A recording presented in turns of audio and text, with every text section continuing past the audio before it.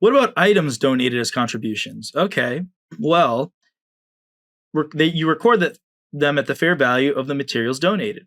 So if I give a truck, the not-for-profit's going to debit asset for $20,000 truck, credit contribution support for $20,000. This is basically like the revenue account.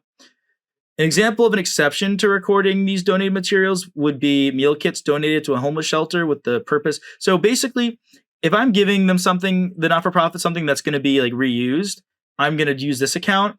However, let's say I'm just kind of restocking their inventory, right? So if I'm giving a homeless shelter meals, or if I'm giving the American Red Cross first aid kits, I'm basically just restocking their inventory.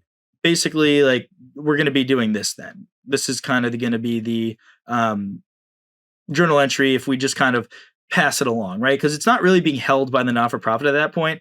I'm giving the meal kits to the homeless shelter that immediately give them to the homeless people. So those are going to more so go with this journal entry. But if I give the truck to the homeless shelter, I mean, that truck is staying with the homeless shelter.